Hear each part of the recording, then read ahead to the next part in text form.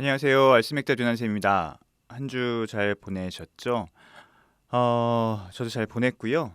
오늘은 금요일인데 오늘 방송하는 날 아침에 녹음을 하고 있습니다. 거의 생방송 아닌가요, 이 정도면? 어, 비가 조금씩 내리고 있어요. 10월 중순입니다. 10월이라고 인사를 드렸던 게 엊그제 같은데 벌써 2주나 흘러갔고요. 시간이 정말 빠르네요. 정말 빠르고 어, 한 가지 더 아주 축하할 만한 경사는 제가 드디어 2차 접종을 맞은 뒤 2주가 지났다는 거. 원래는 오늘 원래 어제였죠? 원래 어제 김미연 비오소믈리에와 만나서 우리 맥락 잡기를 하는 날이라고 제가 소개를 해드렸는데 어디 계십니까, 김미연 비오소믈리에님? 연락이 안 돼요. 와, 연락이 안 됩니다. 그래서 김미연 비오소믈리에는 어디 있는지 연락이 닿는 대로 다시 맥락 잡기를 준비하도록 하고요. 그래서 오늘은 맥주 뉴스 뭐 이런 거 안 하고요. 제가 저번 시간에 제가 마신 맥주들에 대해서 얘기해드리는 시간을 갖기로 했잖아요. 그 시간을 좀 가져보려고 해요. 어, 모르겠어요. 좀 뭐 테마를 잡아놓고 맥주를 마시진 않고요. 요즘은 그 직원이 저희가 한 명 없잖아요. 한 명 지금 직원을 구하고 있는데 안 뽑힙니다. 그래서 제가 계속 필드에서 일을 하고 있어서 집에 돌아가면은 좀 힘들어요. 몸이.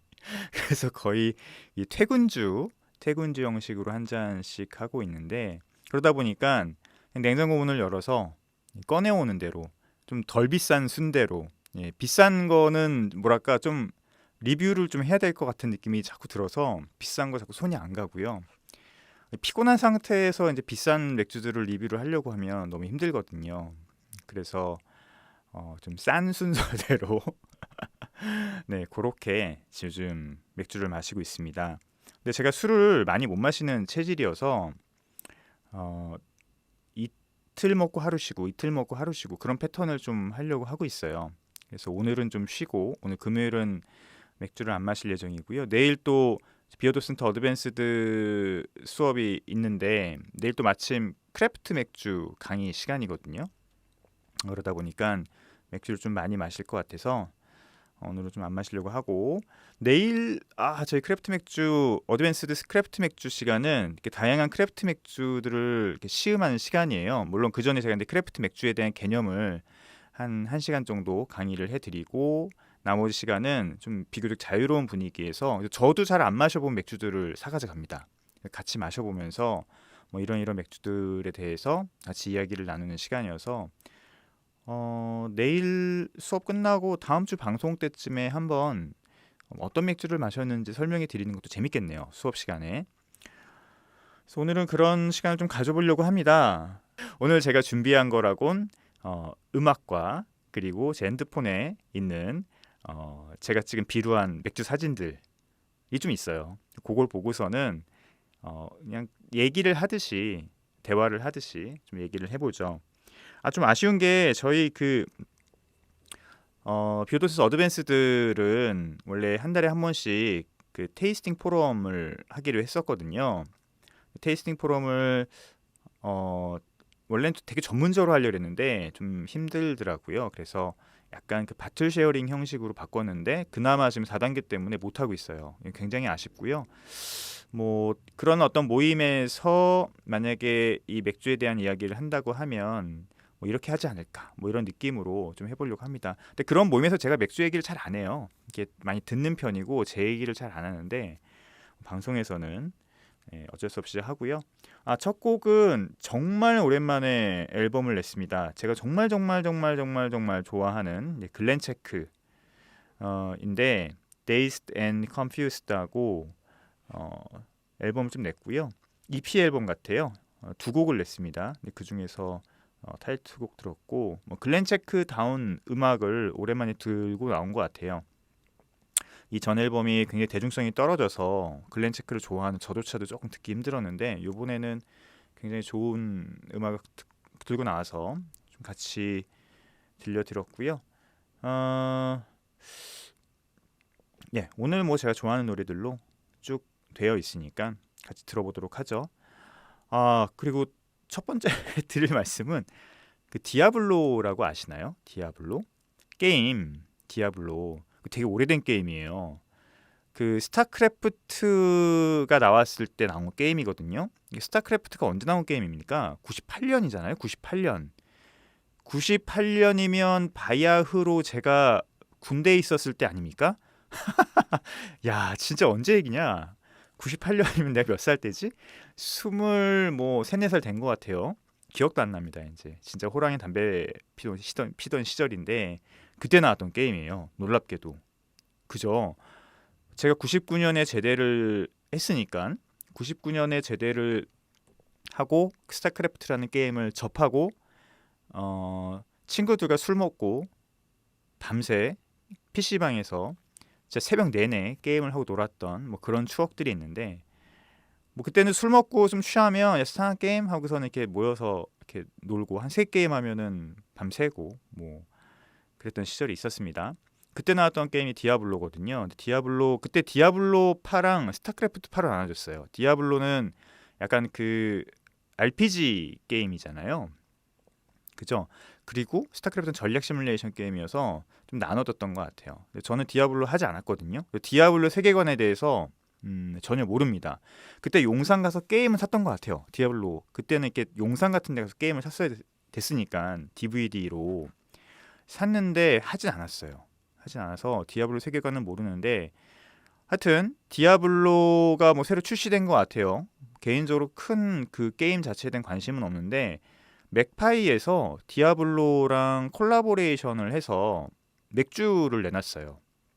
굉장히 멋있는 케이스에 5개가 들어있는 것 같고요.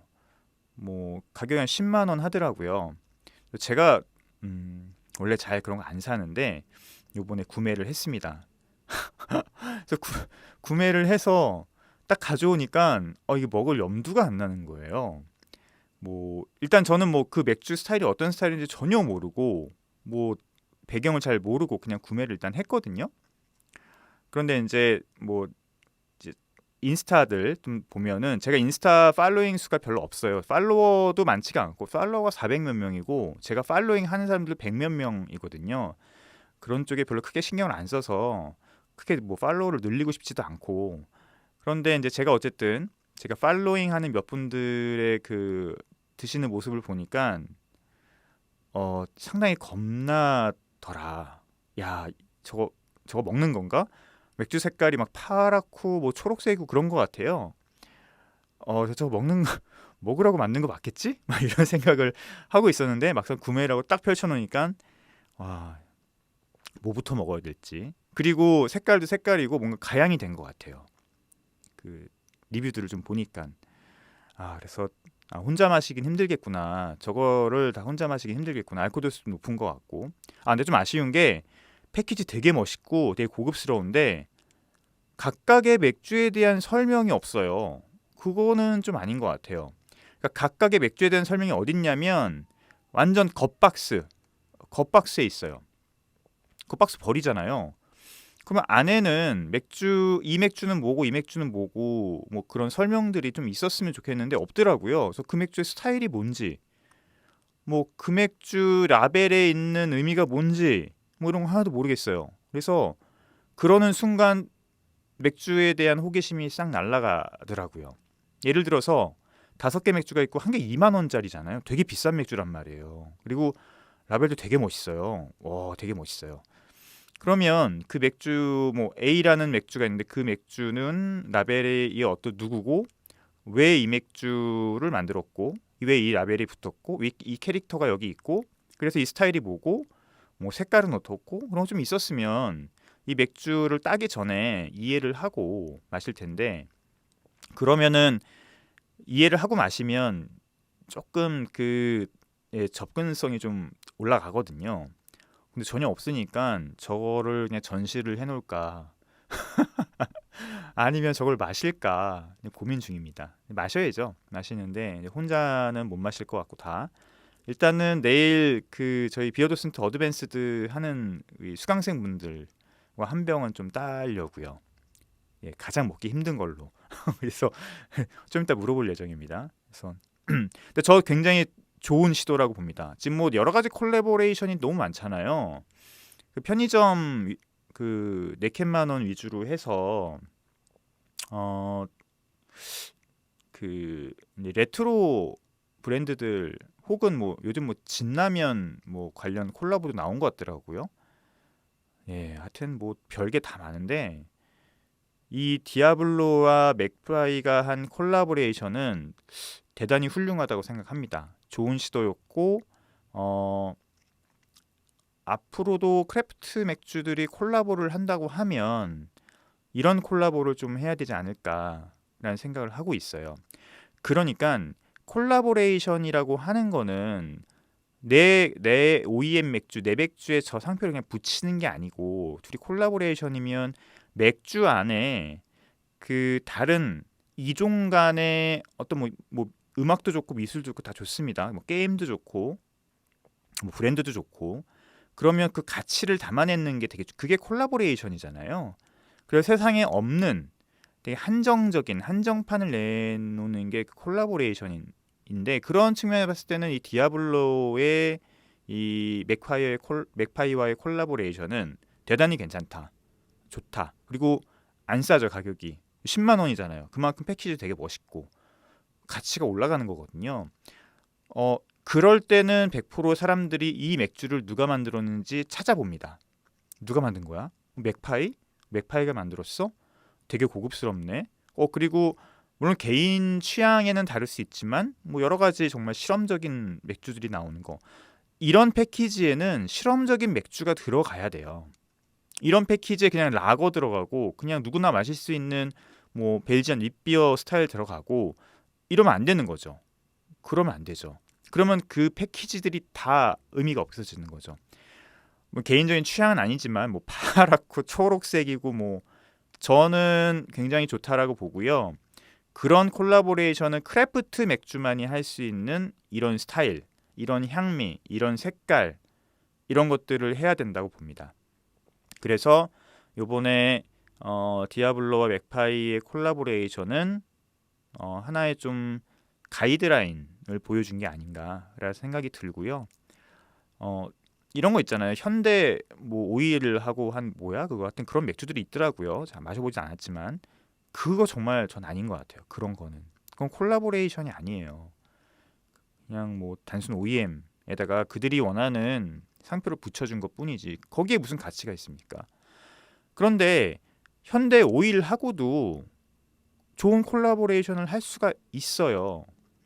그러니까 현대 오일이라는 브랜드가 지금 뭐 편의점 4캔만 원짜리 맥주가 나왔잖아요. 근데 그러지 않고 예를 들어서 세 병 한정판으로 현대 오일 그리고 그런 것들을 잘 표현할 수 있는 양조장에서 잘 표현할 수 있는 맥주들을 만들어내서 가치 있게 팔면 그것도 좋은 콜라보레이션이거든요. 콜라보레이션 자체가 나쁜 게 아니고 크래프트 맥주에서의 콜라보레이션은 그런 가치를 담아내는 작업이 필요하다는 거죠. 예를 들어서 롯데에서 OEM 뭐 오비 무슨 뭐 KBC에서 OEM 해서 편의점 4캔만 원 맥주 만들어 주는 거 할 수 있어요. 네, 그것도 콜라보레이션이죠. 근데 그건 크래프트 맥주가 아니죠. 그래서 콜라보레이션도 구분이 필요하다라는 생각이 들어요. 정동맥주 공장에 뭐 저희는 외부 유통을 안 하지만 예를 들어서 뭐 어떤 브랜드 저 나중에 할 생각 있거든요.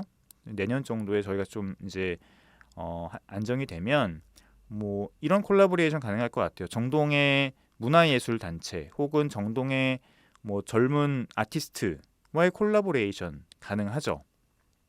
만나서 그들의 예술 세계를 듣고 그들이 맥주에 어떤 것들을 담아내고 싶은지를 듣고 저는 그런 얘기를 듣고 구상을 하고 스타일을 고민을 해서 한정적으로 뭐 정해진 기간 동안 정동에서 만드는 콜라보레이션이 맥주가 가능합니다. 꼭 외부 유통 안 해도 돼요. 그냥 매장에서 팔아도 돼요. 비싸게 팔아도 되고 거기서 나오는 수익금은 또 그 젊은 청년들의 아티스트들의 문화 운동을 또 후원하는 뭐 그런 방식으로 다시 페이백하면 되는 거죠. 뭐 기부죠. 페이백이라기보다는 저는 그런 콜라보레이션이 필요하다라는 생각을 하고 있습니다. 뭐 디아블로 콜라보레이션은 그런 의미에서는 나쁘지 않고 한번 마셔보죠. 뭐 맥주의 호불호는 워낙 개인적인 거니까 마셔보고 한번 얘기를 다시 하도록 하겠습니다. 내일 한번 마셔봐야 되겠네요. 살짝 두렵다는. 자, 오늘 제가 마신 맥주들을 조금 같이 얘기를 해보도록 하죠. 첫 번째는 어저께 마신 맥주예요. 뭐 제가 인스타를 하는데 제가 인스타에 제가 마신 맥주를 다 올리진 않거든요. 그런데 이제 또 안 올리면 심심해서 인스타에 제가 마신 맥주들을 예전에는 막 굉장히 많은 시음기들을 쭉 올렸는데 요즘은 느낌이나 의의 정도만 올리고 있어요. 근데 어저께 마신 맥주가 리슬링 피플이라고 하는 위켈러 맥주예요. 이 맥주 아시죠? 네, 이 맥주는 검색해 보시면 시음기도 나오고 한국말로도 나오고 그렇습니다. 저도 뭐 이거 두 번째 마셔 보는 거거든요. 근데 어저께 지친 몸을 이끌고 들어와서 뭘 마실까 보다가 그냥 구석에 있어서 꺼냈습니다. 구석에 있는지도 몰랐어요. 찾아보니까 안에 막혀 있더라고요. 그래서 마시게 됐고요. 이 리슬링 피플은 굉장히 흥미로운 맥주죠. 기본적으로 NEIP예요. NEIP이고 그런데 여기 이제 리슬링이라고 하는 포도 품종이거든요. 주로 독일 품종입니다. 독일 품종. 독일 와인의 주 품종이죠. 이 리슬링은 리슬링의 과즙을 넣었다고 해요. 네. 근데 뭐 좀 찾아보니까 이제 리슬링 이 모젤 지역이 있어요. 거기 어디냐면 프랑크푸르트에서 그 무슨 강이죠? 갑자기 생각이 안 나네. 이렇다니까요. 라인강. 라인강이 쭉 위로 올라가는데 옆으로 쭉 가죠. 서쪽으로 가는데 그쪽에 보면은 세계적인 리슬링 이 포도밭들이 있습니다. 라인강 지역으로 쫙 있어요. 저 라인강을 쭉 가다 보면 차로 쭉 타고 가다 보면 옆에 수많은 그 와이너리들이 쭉 보입니다. 제가 진짜 좋아하는 와이너리도 거기 하나 있거든요. 그래서 제가 요즘은 프랑크푸르트를 못 갔는데 예전에 프랑크푸르트를 방문을 하면 이제 그 제 아는 누님이랑 거기를 요하네스베르크라고 하는 그 와이너리를 가서 와인을 마셨던 그 와이너리를 가면 시음도 해주고 바로 구매를 할 수 있어요. 거기가 이제 TBA라고 하는 왜 아이스 와인의 최고 등급의 원산지예요. 거기가 시작이에요. 거기가 오리지널이거든요. 요하네스베르크라고 하는 그 와이너리가 한국에 있더라고요. 예. 거기 가면 대단히 훌륭한 이 리슬링 와인들이 있습니다. 비싼데요. 독일 리슬링 와인에서도 비싼 브랜드인데 와이너리 가면 거기서 시음도 하게 해주고 구매도 할 수 있어요. 되게 진짜 좋아요. 진짜 멋있고 그 요하네스베르크 옆에 보면은 그 옆에 같이 식당도 운영하고 있어요. 그럼 라인강하고 포도밭이 쫙 내려다 보이는 그런 곳입니다. 진짜 가고 싶다. 진짜 멋있어요. 그거 언제 갔지? 한 6, 7년 된 것 같은데요. 거기 가본 지가. 하여튼 거기서 직접 만든 애플파이랑 그 TBA 말고 베렌하우스레제 그 밑에 등급이거든요. TBA가 최고 등급이고요. 진짜 비쌉니다. 거기서 사도 100유로까지 넘어가는 와인이에요. 현지에서 100유로. 375ml에 진짜 장난 아니죠. 그 밑에 이제 베렌하우스 레제라고 있어요. 그것도 되게 비싼 와인이에요. 그 베렌하우스 레제 그게 비싸면 밑에 아우스 레제 등급 혹은 그 밑에 슈빤레제 슈빤레제 등급을 딱 한 잔 하고 거기서 만든 애플 파이를 딱 먹으면 진짜 끝내줍니다. 진짜 그 순간만큼은 최고예요. 그 독일 그 와인 등급이 있거든요. 근데 보면은 이제 뭐 낮은 등급부터 쭉 있는데 이제 제일 높은 등급이 아까 얘기한 TBA 그게 요하네스베르크에서 시작된 거예요. 그 밑에가 베렌하우스레제, 그 밑에가 아우스레제, 그다음에 슈파츠레제 뭐 이렇게 쭉 있거든요. 근데 슈파츠레제 등급만 먹어도 대단히 우수한 그 리슬링 와인입니다. 그 TBA가 뭐냐면 그 캐나다의 아이스 와인하고 비슷한 거거든요. 그래서 그 아이스 와인이 뭐냐면 와인 그 포도를 딸 시기가 지난 그래서 설이나 아니면은 그런 것들을 맞으면 얘네들이 안에 있는 수분들이 급격하게 사라지면서 당도가 올라가요. 그래서 거의 건포도와 비슷한 느낌, 그보다 조금 더 수분이 많긴 한데 걔네들을 따서 만든 와인이에요. 그래서 TBA 와인, 뭐 슈바틀레제 등급 이상 와인부터 먹으면, 아우스레제부터 먹으면 꿀 먹는 것 같아요. 꿀 진짜 맛있습니다. 요하네스베르 가고 싶다. 네. 그리고 이제 좀만 가다가 보면은 오늘 맥주 얘기하는데 또 이상한 데로 흐르네요. 뭐 이런 거죠. 그 리데스하임이라고 있어요. 좀만 가다 보면은 리데스하임이라고 있는데 거기 관광 도시예요.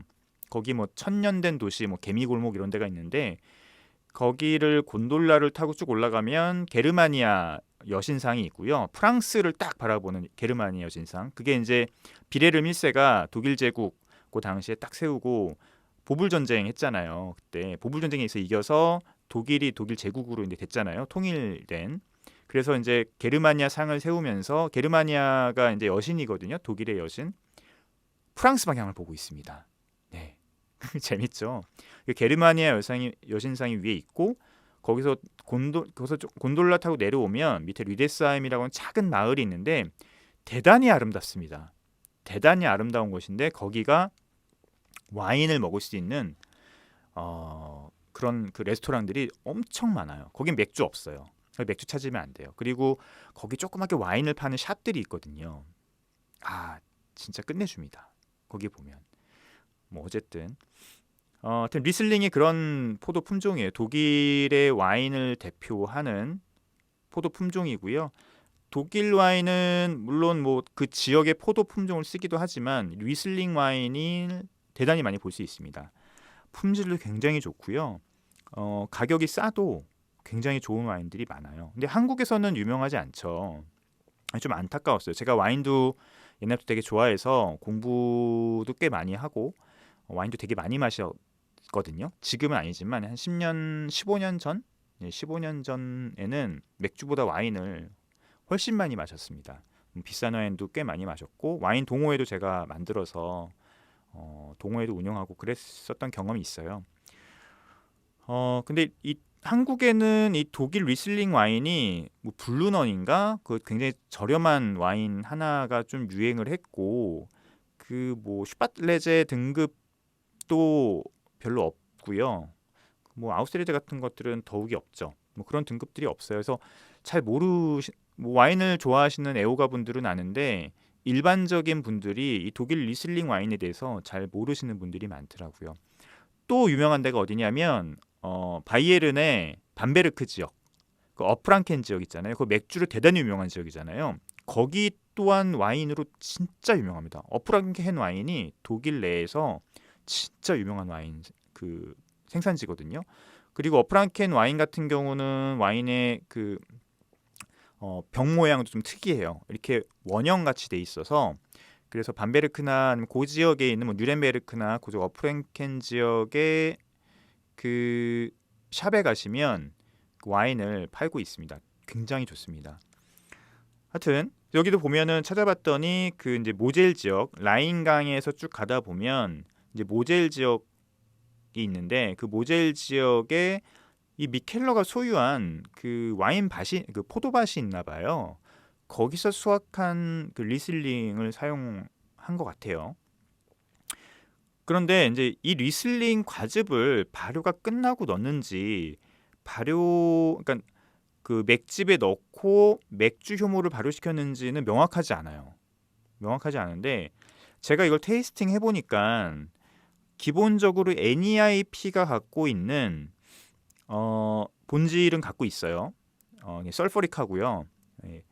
설퍼릭한 거는 황산염을 많이 넣었다는 거예요. 황산염은 당연히 넣습니다. 황산염은 그 호흡의 깨끗한 비터함을 그런 것을 싹 끌어내는 그런 그 특징을 갖고 있거든요.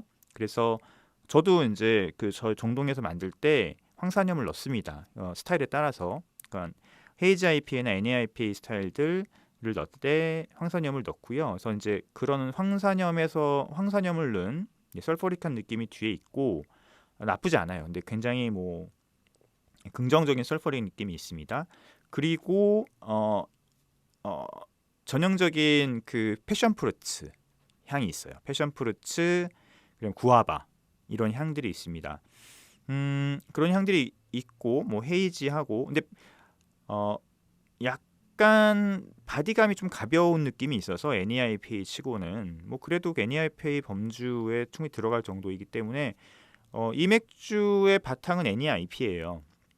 그런데 흥미로운 향은 뒤에 페놀릭 한 향이 올라와요. 페놀릭을 되게 많이 다양하게 얘기를 할 수 있잖아요. 뭐 어디는 뭐 정향도 페놀릭이라고 하고 뭐 클로라이드 그러니까 염화물도 페놀릭이라고 하고 뭐 다 페놀릭이라고 하는데 뭐 에틸 아세테이트 발음이 안 돼요. 그죠? 약간 에스테르 있잖아요. 약간 배의 에스테르 같은 느낌도 강하게 올라온 페놀릭이라고 얘기하고 뭐 밴디지 같은 향, 뭐 이 취향이긴 한데 그것도 페놀릭이라고 하고 하는데 여기서 나온 페놀릭이라고 함은 약간 휘발유 느낌의 페놀릭이에요. 그런 느낌의 페놀릭이 있거든요. 근데 그 느낌이 리슬링 와인에서 나오는 전형적인 모습이에요. 제가 어떻게 그걸 딱 캐치를 좀 했어요. 예전에 마셨을 때는 그냥 뭐 대강 마셔서 생각이 없었는데 요번에 어저께는 조금 마시면서 생각을 해봤더니 이거는 리슬링 와인에서 나오는 그 특유의 페놀릭한 향인데 그것 때문에 그걸 우리나라 사람들이 안 좋아한다는 얘기를 좀 듣긴 들었어요. 되게 저는 좋은데 그 느낌이 뒤에 딱 있더라고요. 근데 그 느낌은 그냥 포도를 넣어서는 그냥 포도 과즙을 발효 후에 첨가해서는 나오는 향이 아니거든요. 그런 향이 나올 수가 없어요. 포도 자체의 과즙은. 즉 제가 생각했을 때는 제 추측입니다. 제 추측이고 이거 뭐 근거가 있는 건 아니에요. 근데 제가 테이스팅해 본 추측으로는 아마 포도 과즙을 발효 전에 넣고 당이니까 가능하죠. 포도당이니까요. 포도에서 나온 거 포도당이니까 당연히 효모가 좋아하죠. 맥주 효모로 발효를 한 결과물이 아닐까 생각이 들고요. 좋은 맥주라고 생각을 합니다.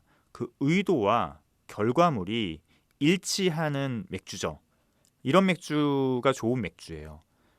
양조자의 의도가 결과물에서 테이스팅하는 사람들이 발견해낼 수 있는, 유추할 수 있는, 혹은 그걸로 스토리텔링을 할 수 있는 그런 맥주가 좋은 맥주입니다. 뭐 향이 좋고 맛있고 뭐 그거는 굉장히 호불호가 있고 개인 취향이기 때문에 좋다 나쁘다 할 수 없어요. 그런데 뭐 이런 맥주들이 진짜 좋은 맥주라고 저는 생각을 해요. 그래서 리슬링 피플이라는 어떤 그 이름과 맞게 그들의 포도밭에서 또 리슬링의 본산지인 모젤 지역에서 가져온 과즙을 갖고 넣어서 맥주 효모로 발효가 된 맥주. 그래서 결과물이 NEIPA라고 하는 베이스 기본 틀을 충분히 갖고 있지만 그 안에 리슬링 와인의 느낌이 들어있는 그것도 약간 페놀릭한 휘발유 같은 페놀릭한 전형적인 리슬링 와인에서 나오는 그 향이 힌트가 들어있는 저는 어저께 마시면 좀 그런 생각을 좀 했어요. 좋은 맥주다라는 생각을 했습니다. 뭐 기회가 되면 꼭 드셔보셨으면 좋겠고요. 물론 이 맥주가 맛있을 수도 있고 안 맛있을 수도 있고 그건 개인 취향이에요. 그건 개인 호불호의 영역이기 때문에 뭐 이 맥주가 뭐 대단히 맛있다라고는 뭐 말씀 못 드립니다. 뭐 그런 말씀을 제가 잘 안 드려요. 평상시에도 강의할 때도 그렇고 뭐 개인의 호불호의 영역이기 때문에 하지만 전반적인 모든 모습들은 좋은 맥주 요건을 갖고 있고 개인적으로 생각했을 때는 훌륭한 맥주다라고 생각을 합니다. 되게 많이 얘기를 했네요. 하다 보니까 맥주 하나 얘기했는데 두 번째 노래 듣고 와서 또 이야기 이어가죠. DPR 라이브의 옐로우 캡 듣고 오겠습니다. DPR 라이브의 옐로우 캡 들었습니다. 옐로우 캡은 뉴욕에 있죠. 뉴욕 가고 싶다. 뉴욕 간지 진짜 오래됐네요. 한 20년 된 것 같아요. 뉴욕은 진짜 오래됐네요. 그 2001년에 9.11 사태 있잖아요. 그때 제가 거기 있었어요. 진짜로. 뉴욕에 있진 않고 그 옆에 그 밑에 워싱턴 DC에 있었습니다. 그래서 펜타곤에 비행기 떨어졌거든요. 2001년 9.11 때. 그거 제가 봤어요. 제가 제 숙소에 있었는데 거기 박혀서 연기 나는 거 보고 그 이후에 비행기에 거기 박힌 것도 봤어요. 그 사진을 찍었어야 되는데 사진을 못 찍었어요 그때. 핸드폰이 없어가지고. 그리고 그 이후에 뉴욕에 갔었는데 뉴욕에서 너무 분위기가 안 좋아서 거기 9.11 무너진 데 가려고 했더니 가지 말라 그러더라고요. 뭐 냄새도 안 좋고 비참하다고. 그래서 안 갔던 기억이 있습니다. 그래서 제가 그때 2001년도 9.11 사태 이후에 미국의 그 분위기를 제가 정확히 알아요. 제가 그때 있었거든요. 그리고 그때가 제가 미국을 배낭여행 한 달 동안 배낭여행을 하던 시기였어요. 그래서 미국의 전체를 돌아다녔거든요. 근데 미국이란 땅덩어리 넓긴 넓더라고요. 뭐 뉴욕에서 난리 났는데 다른 지역에서는 좀 덜했던 그런 것도 좀 느꼈고 그렇습니다. 두 번째 소개시켜드릴 맥주는 뭐 코넷이라고 하는 맥주예요. 코넷 오크드라고 하는 맥주고 벨지안 스트롱 골든 에일입니다. 벨지안 골든 스트롱 에일, 뭐 벨지안 스트롱 골든 에일, 골든 스트롱 에일이라고 보통 부르죠. 두벨이라고 하는 맥주 아시잖아요. 마트에서 4,400원에 파는 맥주, 좋은 맥주입니다. 그 맥주가 원조죠. 무르가트라고 하는 브루어리에서 만드는 맥주인데 그 맥주가 벨지안 골든 스트롱의 원조입니다. 1900 뭐 몇 년이더라? 20세기 초예요. 30몇 년인가 20몇 년인가 어쨌든 이 코넷이란 맥주는 뭐가 흥미로웠냐면 밑에 오크드라고 돼 있잖아요. 오크드. 그러니까 오크드라고 하는 게 어떤 의미인지 궁금하지 않으셨나요? 전 이런 거 보면 궁금하거든요. 그러니까 보통 오크배럴에서 숙성을 하면 뭐 에이지드, 오크배럴 에이지드 보통 이렇게 얘기를 하는데 여기 그냥 오크드라고 돼 있어요. 어떤 의미지?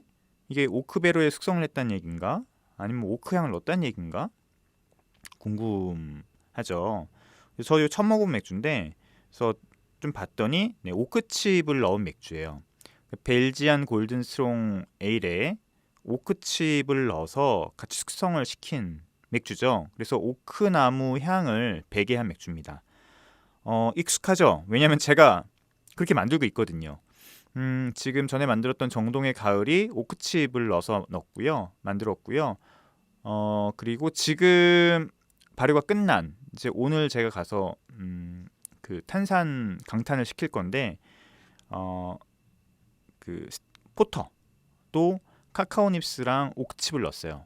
근데 전에 넣었던 거는 그 바닐라 오크칩이었고 지금 넣은 거는 이제 프렌치 오크칩인데 좀 더 까만 거를 넣었어요. 그래서 이 맥주는 뭐 전형적인 벨지안 골든 스트롱 에일의 향이 납니다. 벨지안 골든 스트롱의 향이라고 하면 이 맥주는 단맛이 좀 있더라고요. 탄산도 세고 단맛도 있고 알코올도 역시 8.5도이기 때문에 알코올 웜수도 느껴지고요. 그리고 에스테르죠. 그다음에 약간 페퍼리한 느낌. 뒤에 약간 그 흰 후추예요. 화이트 후추 같은 페퍼리한 느낌들이 있고요. 그리고 배 같은 에스테르 느낌이 들 수도 있는데 벨지안 골든 스트롱 에일 같은 경우는 약간 숙성된 배의 느낌이에요. 숙성된 배. 그런데 트리펠이란 맥주가 있거든요. 되게 비슷해요. 엄청 비슷하고 블라인딩으로 하면은 대단히 구별하기 힘든 벨지안 골든 스트롱 에일과 트리펠이라는 스타일이 있습니다. 거의 비슷합니다. 그런데 그 트리펠의 향미적인 특성은 거기도 역시 배향이에요. 근데 거긴 약간 서양 배향이에요. 서양 배향. 우리나라는 그 단맛이 짙게 도는 약간 숙성배 느낌이 난다고 하면 이 서양 배는 조금 느낌이 다릅니다.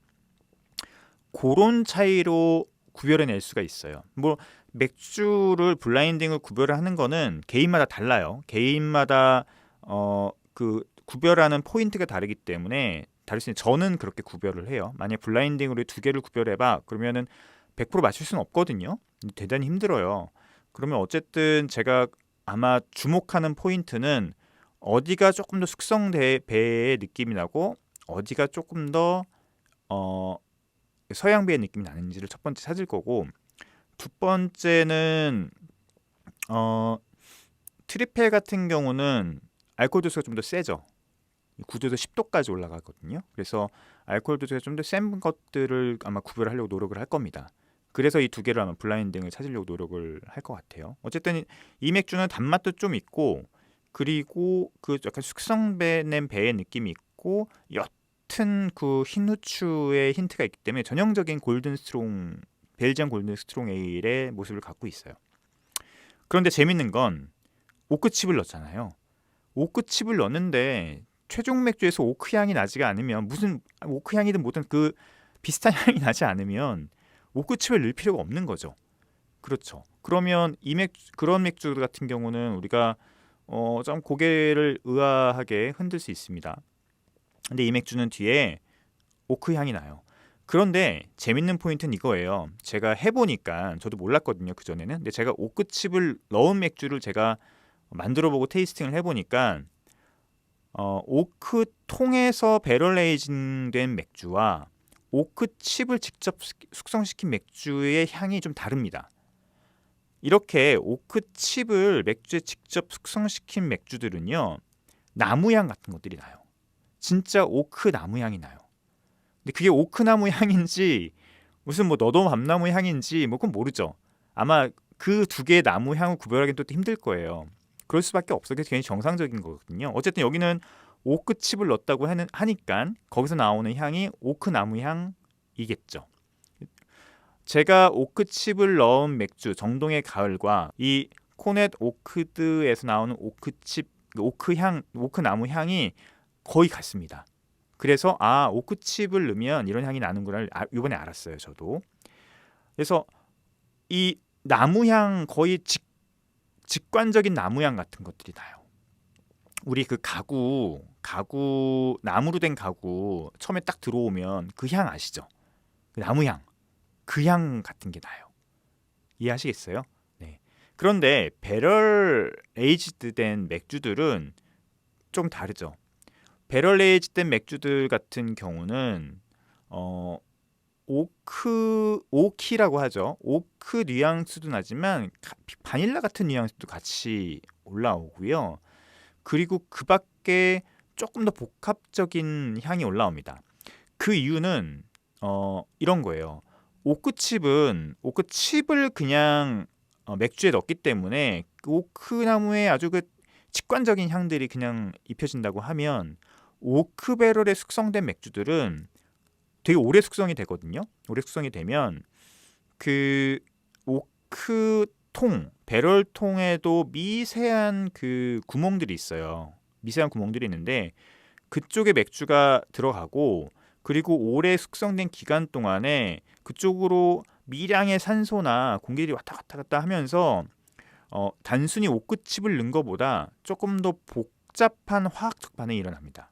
조금 더 오크통의 나무 향뿐만 아니라 마이야르에서 일어나는 향들, 그리고 그 밖에 일어날 수 있는 의외의 향들이 맥주에 입혀지게 돼요.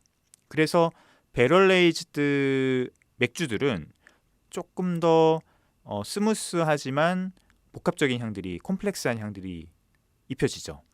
그런데 이렇게 단순히 오크칩을 넣는 맥주들은 뭐 1년 이상 숙성시키지 않거든요. 뭐 길면 며칠, 혹은 뭐 길면 뭐 한 달, 뭐 이렇게 숙성시키기 때문에 또 이렇게 조각조각 내서 그 나무 향만 입혀지게 되는 거지, 뭔가 그 안에서 이 맥주와 다른 것들이 막 상호작용을 하면서 오랫동안 이렇게 되는 건 아니에요.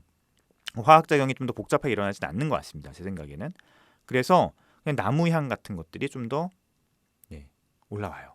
이 코넷도 역시 뒤에 보면 이 나무 향이 은근히 올라오는데 굉장히 섬세하고 이 맥주에 적합하게 올라옵니다. 뭐 오크 향이 거의 안 난다거나 혹은 너무 많이 난다거나 그러면은 이 벨지안 골든 스트롱 에일이라고 하는 맥주 스타일의 향이 묻혀지거나 아니면 너무 셀 수 있는데, 그렇지 않고 처음에는 벨지안 골든 스트롱 에일의 전형적인 플레이버들이 올라오고 그 뒤에 뒤에 오크 향이 뭉근히 올라와요. 오크칩을 넣으면은 그런 식의 향의 배열들이 생기더라고요. 처음부터 오크 향이 확 올라오진 않더라고요. 그래서 마시기 굉장히 재밌었고 좋았고, 그냥 벨지안 골든 스트롱 에일을 마시는 것보다 더 많이 손이 갔던 것 같아요. 그래서 괜찮다. 만약에 한 번 더 만약에 이게 선반에 있으면 뭐 구매할 만한 가치가 있는, 구매할 의향이 있는 그런 맥주였습니다. 좀 이런 맥주들이 안 알려져서 좀 많이 안타까워요. 보시면 한번 구매를 하고, 그다음에 특히 이렇게 맥주를 공부하시는 분들이나 향미 쪽에 관심이 있으신 분들이라고 하면 이런 맥주들을 조금 사서 테이스팅 해보시면서 뭐 이런저런 고민도 해보시고 상상도 해보시고 추론도 해보셨으면 좋겠어요. 시간이 거의 다 됐네요. 뭐 얼마 안 된, 시간이 너무 빠른 것 같아. 네, 수다가 들었어요. 빨리 하고 정리하도록 하겠습니다. 마지막 소개시켜드릴 맥주는 제가 저번에 이렇게 테디 포터라고 하는 맥주를 간단히 소개시켜드렸는데 좀 자세하게 소개시켜드리려고 해요. 이 테디 포터는 사무엘 스미스에서 요번 들어온 맥주죠. 요번에 이제 들어온 영국 맥주 3총사 중에 하나인데, 이 맥주는 제가 저번에 이제 뭐 스타우트와 포터의 구별은 향미적으로는 구분하기 힘들다라는 말씀을 드렸는데, 뭐 그런 어떤 연장선에서도 말씀을 드리면, 예를 들어서 포터 맥주인데 런던 포터 맥주와 이 테디 포터는 결이 다릅니다.